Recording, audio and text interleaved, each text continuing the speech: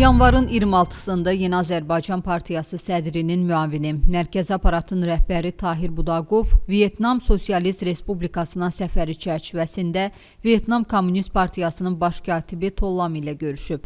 Görüşdə Azərbaycan-Vyetnam münasibətlərinin dərin tarixi köklərə malik olduğu vurğulanaraq, xalqlarımız arasındakı dostluq əlaqələrinin hələ SSR dönəmində formalaşdığı, Vyetnam xalqının ulu öndəri Ho Chi Minhin 1959-cu ildə Azərbaycana, ümummilli lider Heydər Əliyevin isə SSR Nazirlər Soveti sədrinin birinci müavini kimi 1983-cü ildə Vyetnama səfərinin tarixi əhəmiyyət daşıdığı bildirilib. Baş katib Tollam ötən ilin may ayında ölkəmizə səfərini xatırladıb.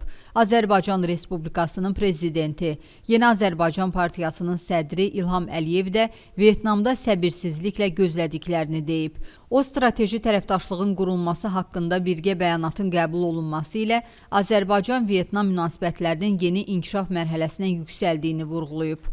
YAP sədrinin müavini Mərkəzi Aparatın rəhbəri Tahir Budaqov Vyetnam Komünist Partiyasının 14-cü qurultayının uğurla baş tutması və yenidən partiyanın mərkəzi komitəsinin baş katibi seçilməsi münasibəti ilə Tollamı Yeni Azərbaycan Partiyası adından təbrik edib.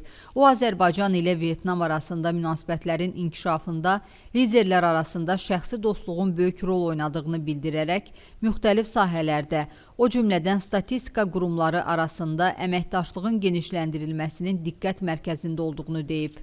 Görüş zamanı hakim siyasi partiyalar arasında əlaqələrin Azərbaycan-Vyetnam münasibətlərinin inkişafı xüsusunda əhəmiyyəti vurğulanaraq, 2023-cü ildə imzalanmış əməkdaşlıq sazişindən irəli gələn vəzifələrin müvəffəqiyyətlə həyata keçirildiyi qeyd olunub.